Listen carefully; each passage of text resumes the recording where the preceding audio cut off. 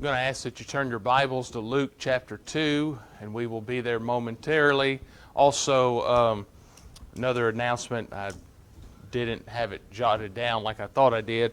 Rhonda had like a minor procedure on Monday, and as far as I know, all went well, correct, Tommy? So she's recovering and doing well as far as I know. So just be mindful of Sister Rhonda as she's recovering. Okay, Luke chapter 2.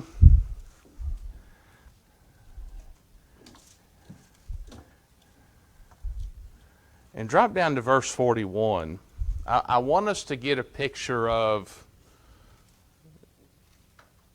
Jesus and how serious he took spirituality. How serious he took, how he underwent and understood his responsibility to God ultimately. And this is a very young Jesus at that. You look down at verse, if my Bible would quit being difficult, Luke 2 verse 41. Luke 2 verse 41. Now his parents went to Jerusalem every year at the feast of the Passover. And so we also see that his family was faithful, right? They took spirituality very seriously. They understood that this was something that they needed to do. This was for their benefit. And so they were bringing Jesus up in doing that which is right. And so they go every year to Jerusalem at the feast of the Passover. And when he became 12, the young tender age of 12. I remember myself at 12. And I'm sure many of you can also remember yourself at 12. And I didn't have the kind of intestinal fortitude that Jesus did at 12. I didn't have the same kind of demeanor or have any sort of resemblance of this kind of holding myself responsible in doing what God had planned for me in my life. I wasn't a very purposeful 12-year-old, I can tell you that. But there's a lot of adults who could glean some very important lessons just from this story alone. So he's 12, he became 12. They went up there according to the custom of the feast. And as they were returning, after spending the full number of days, the boy Jesus stayed behind in Jerusalem, but his parents were unaware of it. But supposing him to be in the caravan and went a day's journey, they began looking for him among their relatives and acquaintances. And when they did not find him, they returned to Jerusalem looking for him. Could you imagine how Mary must have felt? I mean, just humor me for just a moment. She's been entrusted with the Son of God, and she's lost God on foot. So, just for just a moment, it's like, where's Jesus? Where's he at? He nowhere to be found. I mean, they didn't have cars like we do, where we just all load up in the, 2-row vehicle, possibly 3-row, or even if you're driving a big van like James does, where you can take roll. I mean, they're traveling in a very large caravan. So it wasn't out of the realm of possibility for the parents to be separated from their younger children. That was normal for them. So they weren't doing anything differently than what they had always done. They had just assumed that he was with them the whole time. And yet he's not. So they go back. After 3 days, they found him in the temple, sitting in the midst of the teachers, both listening to them and asking them questions. I want us to think about that for just a moment tonight. He was both listening and asking questions. Used to, I feared questions. Not just in receiving questions, but also asking them. I feared asking questions for fear of judgment. Perhaps, you know what's said. There's no such thing as a dumb question. And then people let you know real quick that there is. And then they let you know real quick that, you shouldn't have asked that question. And so kind of the dangers of being caught up in an echo chamber, like sometimes when you ask a question, instead of, you're investigating perhaps a belief, a doctrine, or you're just investigating something in general, and someone that you ask, in turn, instead of just answering the question and trying to investigate along with you, they make judgments and assumptions about you. Not so much that, well, that's a dumb question, but, well, he must be going out in left field and da-da-da-da-da. And it's just like, well, wait a minute. Nobody's ever said or suggested that we're trying to change doctrines or anything. We're just trying to,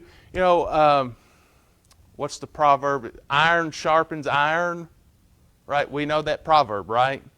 And so asking questions is not compromising. It's not lessening our convictions. In fact, I would suggest to you that it does the opposite. You're strengthening yourself because you're trying to fully investigate, okay, this is what I believe, but why? Can I substantiate all of the reasons why I believe what I believe? And so Jesus is not just there, giving them the what for, right? What does it say? He's there listening. He's both listening to them and asking them questions. Jesus did not fear asking questions, seeking clarification.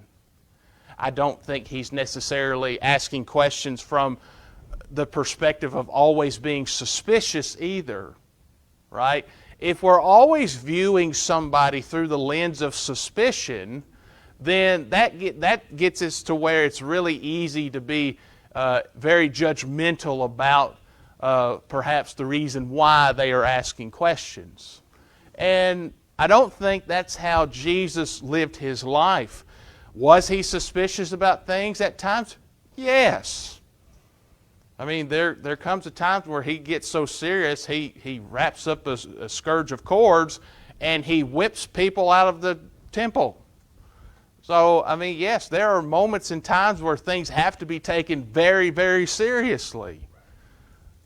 But I think for the most part in our lives, our willingness to just stop and listen and be willing to ask questions, again, clarifying questions, I think that's going to more so strengthen us in our faith than it is tearing it down and deconstructing it and all that type of stuff. Again, we don't always have to view things through the lens of suspicion. So Jesus is both listening to them and asking them questions, and all who heard him were amazed at his understanding and his answers. Why do you suppose he had understanding? And don't give me the safe answer, well, he was the Son of God. Don't. That answer is off the test. Why did he have understanding? Possibly if it was anything like what you preached on Sunday, he was raised in a household where they talked about the law of Moses and they studied it. Okay, sure. What else? What does it say that he's doing?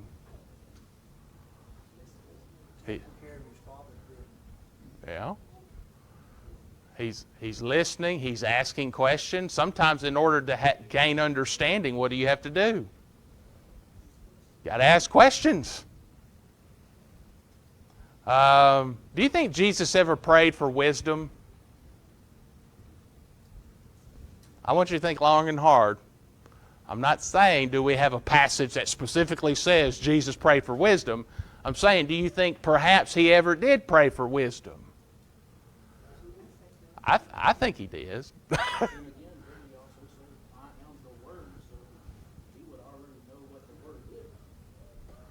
In a sense, I think there's a lot of nuance there that we could really, that's a big rabbit hole. I don't know if everybody wants to go down. You're fine with it. I don't know if anybody else is fine with it. So, James tells us, if any man lacks wisdom, let him ask of God, right?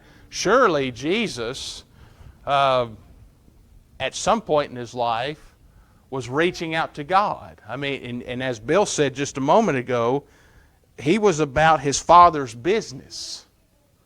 And so that's what we see here. So all of these people, they're amazed at his understanding and at his answers. And when they saw him, they were astonished. And his mother said to him, Son, why have you treated us this way? Behold, your father and I have been anxiously looking for you. And he said to them, Why is it that you were looking for me? Did you not know that I had to be about my Father's business? Or be in my translation says, be in my Father's house. Another way of looking at that is, I'm taking care of the affairs that God has entrusted me to take care of. I am fulfilling my purpose. While it is not my purpose to literally go up on a cross and to be crucified, God does have a purpose for me to take up my cross daily and follow Him.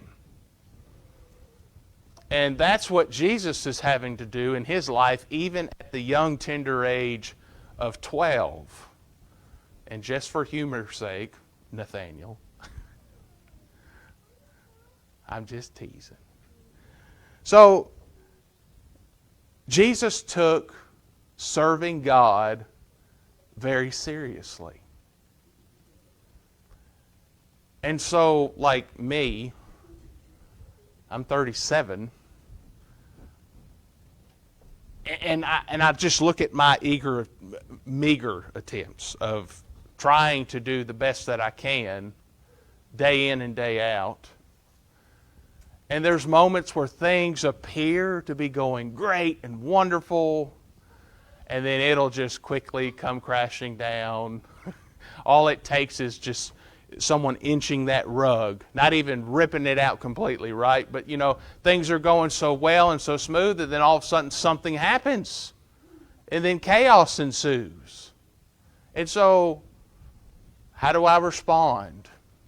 How do you respond in those moments, in those instances where life is throwing you a curveball that you are not anticipating? I don't think the parents of Jesus anticipated Him not being with them. And His response is, I'm about my Father's business. Could you imagine your 12-year-old telling you that?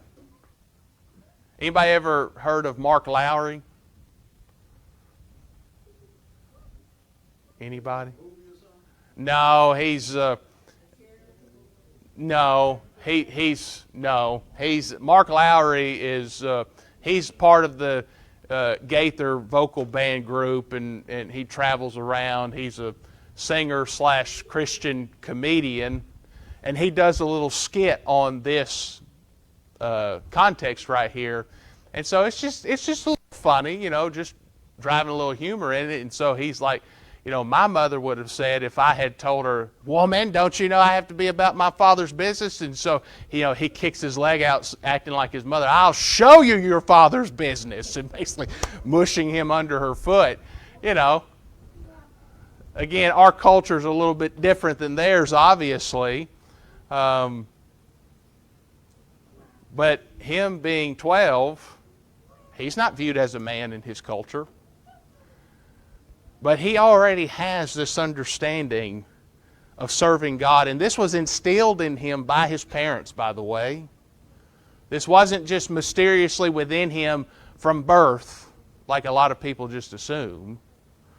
They instilled it in him. They taught him. They raised him. If we were to use language that we use in our modern day language, he was raised in the church. He was raised in God's family by people who revered God, who respected God, who desired to serve Him. Were they perfect? No. Not a single one of them were perfect. Not even Mary. She was not perfect. But what did they strive to do? They strived to serve God.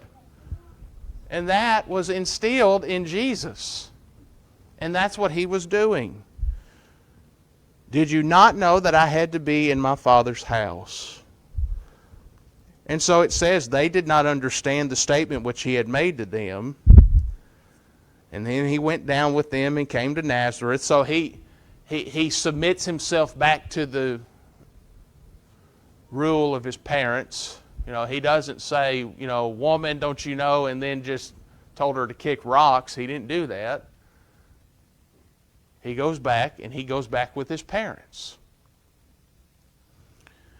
And so, let's get over here to our books in page 15. Got days 3, 4, and 5.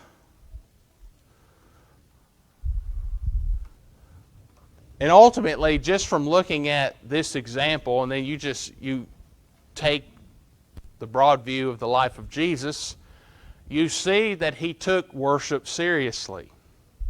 He took service to God seriously. Worship and service to God is not just confined to, these four walls that we come and meet at. It was day in and day out daily living. And I think Jesus perfectly exemplifies that. But also, the early church exemplifies that. You go over to Acts chapter 2, and just after the conversion, you see in verse 40, Acts 2, verse 40, and with many other words he solemnly testified and kept on exhorting them, saying, be saved from this perverse generation. So then those who had received his word were baptized, and that day were added about 3,000 souls, and they were continually devoting themselves to the apostles' teaching and to fellowship and to the breaking of bread and to prayer. Everyone kept feeling a sense of awe, and many wonders and signs were taking place through the apostles, and all those who had believed were together and had all things in common. And they began to selling their property and possessions and were sharing them with all as anyone might have need. Day by day, continuing with one mind in the temple and breaking bread from house to house, they were taking their meals together with gladness and sincerity of heart. This was daily service. This was daily action. This was daily faithfulness in service to God from these first century disciples. My translation got singleness of the heart. Praise God. Right. So wouldn't that be communicating that true sense of unity? Absolutely. I'm believing that the singleness is all agreeing to the gospel That's right. on one accord. And that's the beauty of it. We can apply that all of life and create that one body that Christ that formed for us. We can have that one body. Right. So, I guess practical application, let's try to figure out a way to fit all of this to our lives here. Faithfulness that we see here is the faithfulness that we need to see at home. Unless if you're faking it. And trust me, we've all heard that, fake it till you make it. That ain't going to work. There is no faking it till you make it into heaven. Because God sees right through it. You might fool me, you might fool, let's just say if we had elders. But if we had elders indeed, you might fool all of them. You might fool all of the leadership, you might even fool your spouse. But you will not fool God. There is no faking it till you make it. I think sometimes people do that in order to try to encourage people. I think you're straddling a really fine line right there, trying to just pretend. You're playing with fire. And there's actually teaching in the Scriptures about, I don't remember exactly where it's at, it's just popping in my head, but maybe it's in Jeremiah, I can't remember.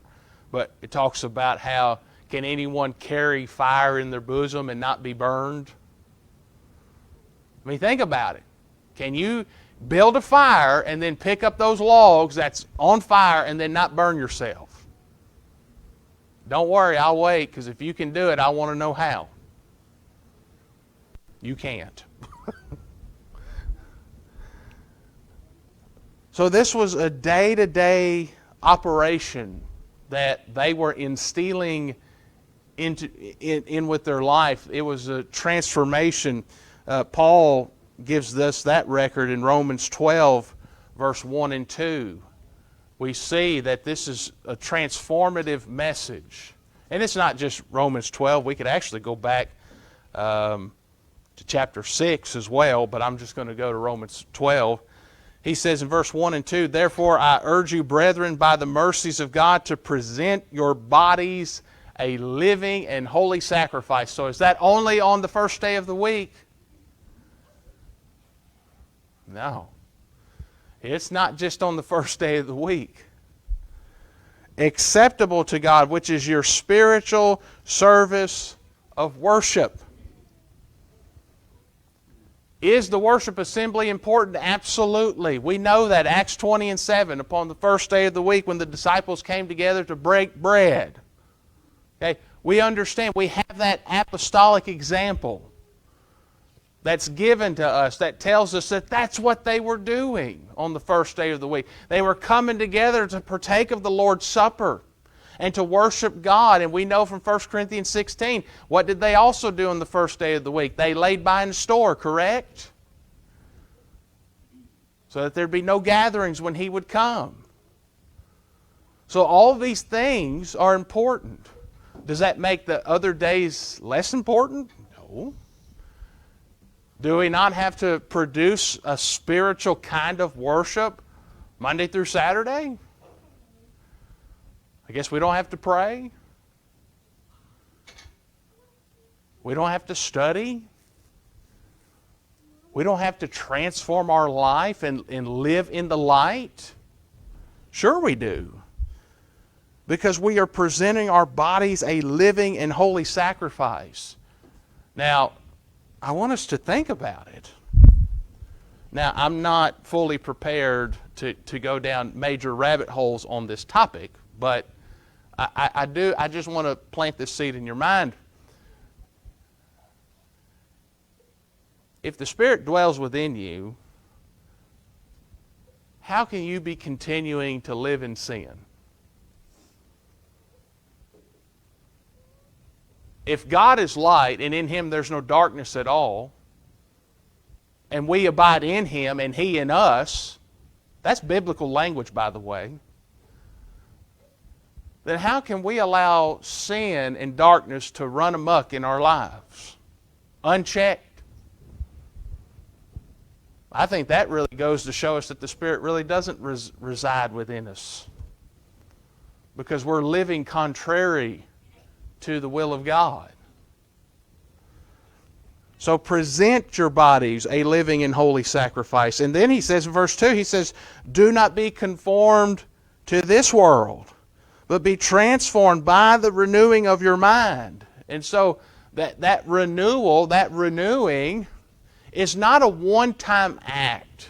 I think sometimes people, they'll just kind of pluck that idea from here. It's a renewing. It is a renewal, but it's day to day. People don't get up out of the baptistry fully sanctified, as in fully holy, perfect. That's not how that works. Has there been change? Yes, there's been great change. But they don't have life figured out. So do not be conformed to this world, but be transformed by the renewing of your mind, so that you may prove what the will of God is, that which is good and acceptable and perfect. So our worship is not just confined and contained into just these four walls here. And it's not just confined and contained to only one day. This is daily living. This is daily life. And how we present ourselves, it matters. That's actually Matthew 6:24, if you think about it. Matthew 6:24 says, "No man can serve two masters, for either he will hate the one and love the other, or he will be devoted to one and despise the other. You cannot serve God and mammon." So whoever you present yourself to, I think that actually, that language is back over in Romans 6, actually. If you render yourself and submit yourself to slaves of sin, then you're slaves of that, slaves of sin. If you submit yourselves as being slaves of righteousness, then that's what you're a slave of righteousness, of holiness, of goodness, of God. And so what are some ways that we can strengthen ourselves and encourage one another? Again, just think day-to-day operations. It doesn't have to be anything majorly profound. What are some things that you all could do? Don't be embarrassed.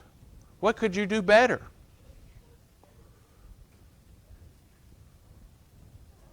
Okay, I'll start. I could pray better. I could do better communicating with God. Now, your turn. Be bold, more bold in my speech to others about Christ and what He does for us. More bold in speech. See, I was a little concerned there because you're pretty bold at times. Not even that. But then you clarified, so I hear you. Sometimes we reserve ourselves, maybe, and I can't speak for you, so this is just me, but perhaps we reserve what we really want to say because we don't want to put a dent in that relationship.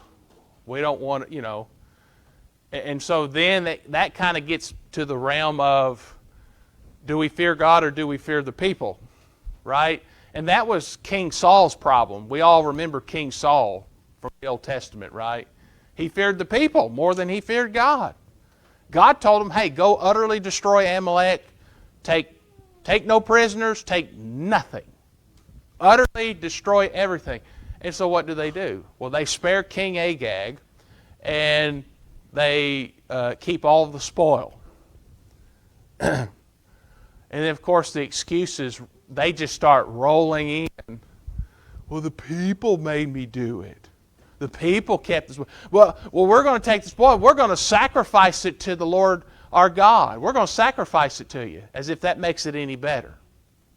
Well, I don't feel like I have that ready recollection of things that I should, be saying to other people. We had a conversation this weekend about someone was talking about homosexuality, and he was talking about the churches and their position on that. And he said, well, homosexuality has been around since, the beginning of time, and is it Galatians or Corinthians that, that says, what is it say, this is my thinking, there. And I don't quote scriptures. I don't, so that's, later on I will think of something I should have said, but by then we're off on another subject and don't go back to it. Right. And I'm bold in my speech in that I gave you an answer to Right. the question. Yeah. Well, see, that's the problem. She doesn't think about it until 30 minutes later. I mean, he was sitting right there. He could have jumped in there with Sodom and Gomorrah. He thinks about things faster than I do. Yeah. So, yeah, and so, some of us are better at those types of conversations of being, like, really witty, right? Having a quick response, especially if you're into perhaps a heated conversation, because it seems like any time you talk, whether it's politics or even religion, it'll get heated quick. So being able to keep your wits about you and to stand firm, hold fast to that which is good, and to speak the truth in love, right? It's that simple. But sometimes, like, so perhaps in those instances where you find yourself struggling with, like, with what Sister Eva said, the way that you live your life and carry yourself, service. Now, I know you said you don't like being called out and this, that, and the other, but you opened the door. But I think a lot of us would agree that you do a good job of serving a lot of people. I'll take that. And so, now I'm not saying that makes up for everything. You know, again, what are some things that you can work at to do better? And so, like for her, she said what it would be for her, speaking more boldly about Christ. And the truth, what the scriptures say. Yeah. How we should live our lives, because people they always, oh, well, you know, I just don't have the scripture to back it up right then. Yeah. Mark? So, that's something that I know I'm going to have to get better at, and I'm working on that, because when somebody come up and tell me I'm a holy dancer in the worship service, what do we call it? Praise dancing in the worship service. Mm-hmm. And when somebody come up and tell me they're in charge of the kiddie choir, or some of these unauthorized worshiping that they're doing, I have to search deep to find a way to say it that we're not run them off. So to do it tactfully. Well, Yeah. exactly. However you want to put it.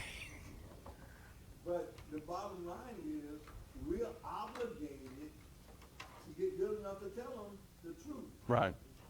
And because if we let our own inconsistencies and fears not let us plant that seed, Mm-hmm. then we could be held accountable as well. That's right. I think of 2 Timothy 1, verse 7. For God has not given us a spirit of fear, but of power and of love and of a sound mind. Now, can we say that God has given us those things when we continue to live in darkness? No, because you haven't received anything from God. You're still benefiting from your relationship with the devil. How can you say you've cast him out of your life if you still enjoy his fellowship? You still enjoy his influence in your life. So God hath not given us the spirit of fear. Or timidity. That's right. I didn't say timidity. Right. So this idea of being timid. And that's not from God. So if there's something in your life where you feel, let me use the right word, that you can work on and improve, so improve upon, that's the area you really need to work at. And you still got to keep, do all the maintenance and upkeep of everything else. But this is hard work. This is life-changing, if I can say it that way. I'm sorry? Stay disciplined. What is it that Paul says? That, I discipline my body. What do you think he's talking about when he talks about disciplining his body? Eating properly, exercise, and doing the stuff he needs to take care of. Yeah. That requires discipline. Yeah. That's right.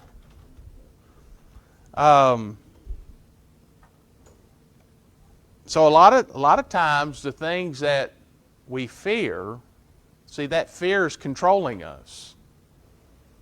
And when that fear controls us and we continue to feed that fear, it just grows and grows and grows in other areas of life.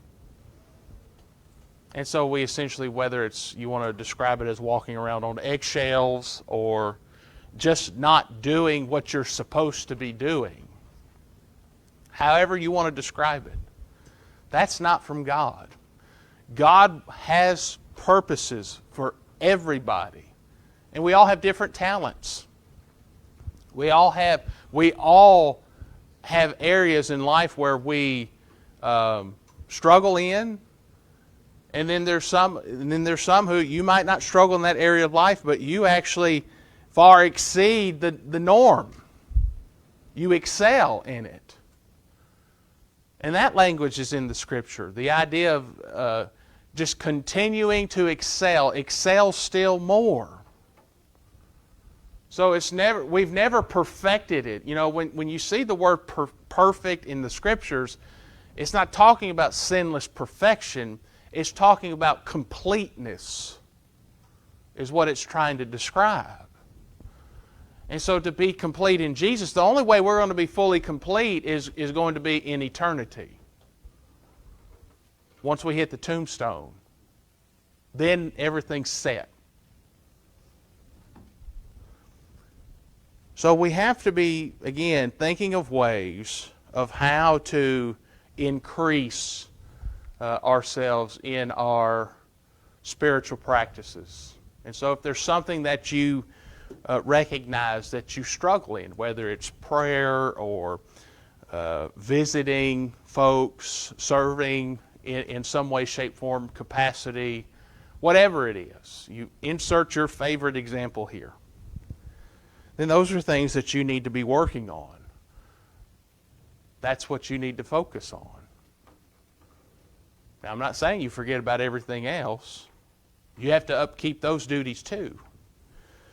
But, so I said all of that, you know, talking about how it's not just confined to just on Sundays and these four walls. But I can't leave you with the idea that Sundays don't matter. They do. Acts 20:7. On the first day of the week when the disciples came together to break bread. Paul was with them that whole week prior, by the way. But for some reason, that was specifically wrote down as an example to communicate this is what they did on that first day of the week. Why wasn't it communicated that they were there specifically on Mondays to do a specific act, or Tuesday for a specific act? If partaking of the Lord's Supper is just as good on a Thursday than it is on the first, why isn't it mentioned? But we see that was the practice then. That's what they did. And again, then we can go to other contexts to see what else that they had done too. And so, our coming together and our assembling together, you know, and I think this is just habit, right? How often, who here says, hey, like if you're trying to invite someone, who here says, hey, come to church with me? I mean, be honest. Okay? Right? I mean, a lot of us, I say it sometimes, and I have to catch and I'm like, that's a terrible way to describe what we're trying to describe. You know, the church is not a building. Now, we assemble. The church assembles here. So, like, I get what we're trying to communicate, right? I think Mark, even though, he raised his hand high. He understands what he means when he says, tell someone, hey, come to church. Right. I'd say that's what your lecture was on. So, we understand what we're saying, but really what we're saying is, hey, come assemble with us. Come to the assembling of the saints. Well, and I'm not sure that everyone on the street is going to understand that terminology like we do. Sure. I'd say instead of coming to church, I say you come to worship with us. Mm-hmm. That's right. Which is supposedly what we're supposed to be doing is on Sunday we gather to worship. Yeah. I'm come to worship with me. Right. When you asked the question, I took it as the question. Sure. I said, do I invite people? Right. I don't really use the term church when I say come. I know, it's already set in stone. I've chiseled it in stone. Too late. No, I'm teasing. But, but that's right. But think of it this way. I'm gonna hop back on my Monday through Saturday. Have you ever invited someone to your house and say, hey, you want to go worship God? Can you worship God at home? Think about it. Well, of course, I mean, all day long, our lives are a worship of a sort. Right. So is Sunday morning at 9:30 or 10:30 worship more of a worship than other times? Is that, what do we do at 10:30? Well, that's when we've come together. We, as the leadership here, has set aside that time that we're coming together. We're going to remember the Lord. We're going to partake of the Lord's Supper. I'm sorry. Right. Right. Absolutely. And it's described throughout the New Testament. Partake of this bread, partake of this fruit of the vine, the cup. And so I don't think it's any more worship, but that's something that they had done by example in the New Testament on the first day of the week. I can go to that passage and say, this is what they did on the first day of the week. And that's an important weekly reminder for as oft as you eat this bread and drink this cup. I think that's part of the 1 Corinthians 11 passage. I just never want to be anywhere except with my brethren. Every time I'm with a group like this, I'm just where I want to be, This is home. with home. That's right. And that's what we should all desire and strive for. And if we're not there yet mentally, right, where we have that desire and that one, so those are questions we have to ask ourselves. I'm not trying to say, well, you're just a horrible person for not feeling that way, but I think that's a great attitude to have. I want to be with like-minded people. I want to be with people here who's striving to go to heaven just like I am, who realize and recognize that they are not perfect, but they're going to help me go to heaven just as much as I'm going to help them go to heaven. And that because in eternity you're going to be with all of them, same like-minded people. And so that's what sometimes, kind of, I don't want to say it eats at me, but, you've got folks out there who say, well, I'm spiritual but not religious. And so I have to just take a deep breath, don't overreact. So it's like, okay, explain. I'm going to give them a fair hearing. Now, I've heard it so many times, I don't think they're going to tell me anything I haven't already heard. And so then they get on the spiel of, oh, well, there's hypocrites, this, blah, blah, blah, and they give every excuse in the book. And as Mark pointed out earlier, Hebrews 10:25, not forsaking our own assembling together. And it's like, what part of that passage do you not understand? Because if you continue on, it says, as is the habit of some. So there were some that were already forsaking the assembling. That attitude was, I don't need y'all. I don't need to come to church. I don't need to go to worship. I don't need to come to assembly. They were already doing it. That's why the Hebrew writer wrote that. He's writing it to encourage them. If you really stop and look at it, you should be thankful that I don't preach like the Hebrew writer does, because that's a sermon. The entire letter, Hebrew letter, it's a sermon. That's what that is. He's preaching to those people. And he's trying to encourage them. And you see that in the verse beforehand. Let us consider how to stimulate one another to love and good works. You can't do that. You can't keep that command. You can't keep that encouragement if you stay away. And I've heard all the excuses. Oh, well, God knows my heart. He's gracious. He's merciful. Yes, He is. But He's also a just God. He is a holy God. He's a jealous God. But I want you to think about the idea that God is just. Because He is just, if He's made a promise, He's going to keep it. If He sets a standard, then guess what? That standard's going to be followed. We don't get to come in and rewrite it and say, well, that's the God of the Old Testament and this, that. You've heard that too, right? And it's like, guys, God has not changed. He is the same. He is just. He is holy. He is righteous. And He is a jealous God. That's exactly right.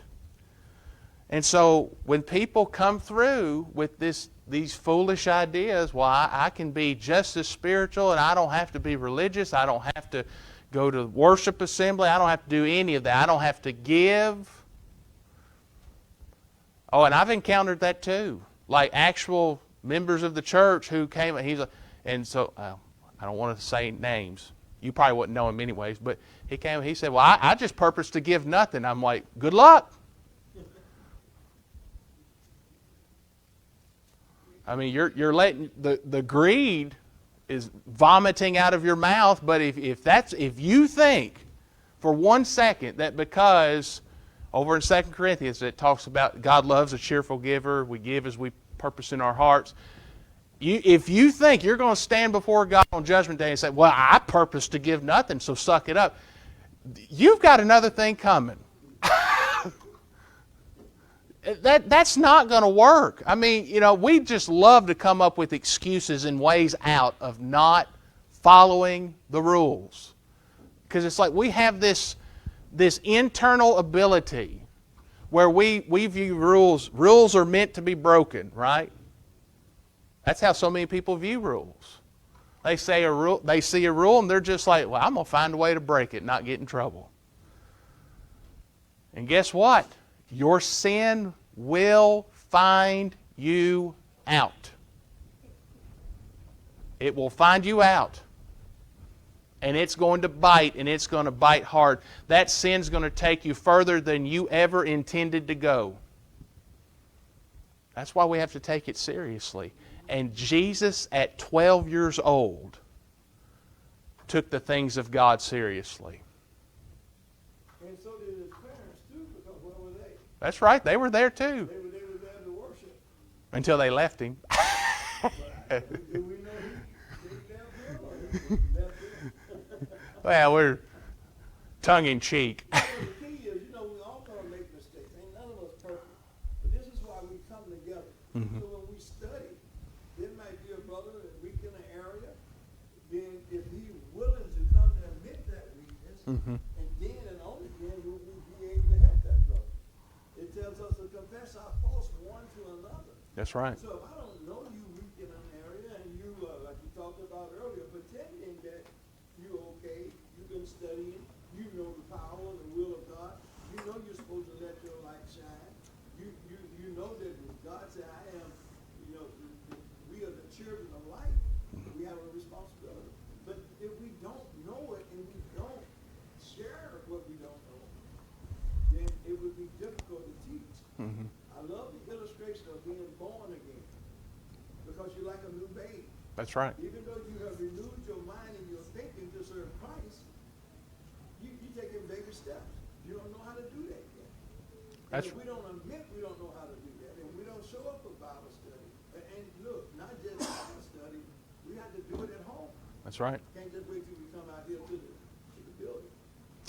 What I was working on Caleb swinging a baseball bat the other day because my dad had got him a new baseball bat, and it was bigger and heavier than the one that he had. And so, he's got to get adjusted to it. Well, I mean, he was getting a little frustrated and flustered by it.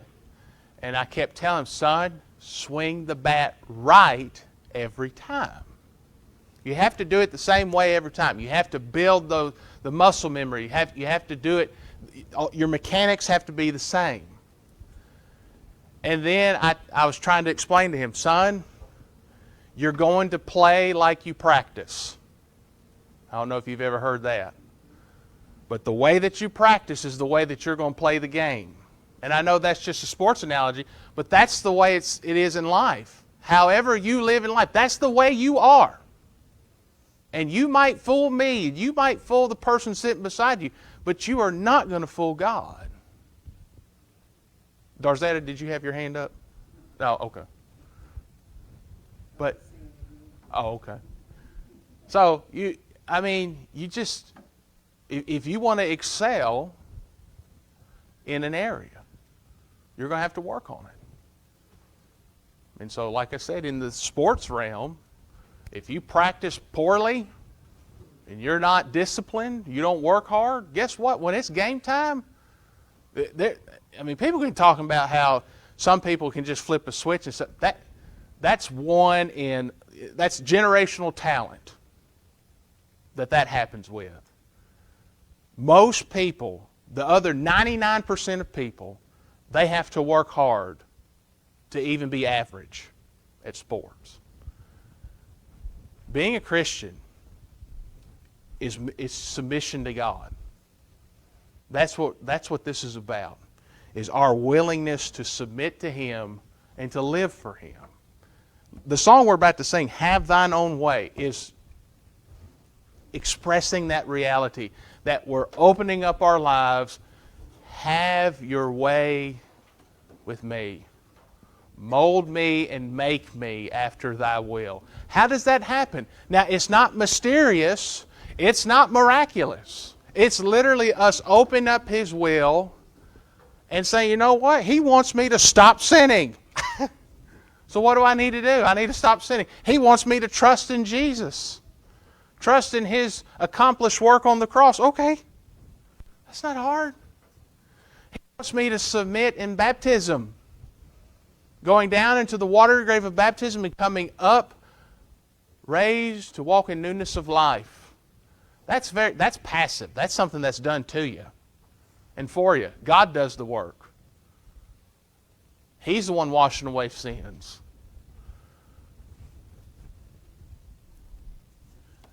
And then that's when the rubber meets the road. That's where service comes in. True obedience. Where we begin to seek out God's will for us in our lives and live out His purpose. But you're not going to do it all in one day. You got to do it today. And then, Lord willing, if you wake up to see another day, you get another day to do it. So we're about to sing 552, Have Thine Own Way. And so if there's someone here tonight who needs to obey the gospel, or you need the prayers of the congregation, whatever it is, we want to help you this evening. So if you're subject to our invitation, we invite you to come forward as we stand and sing 552.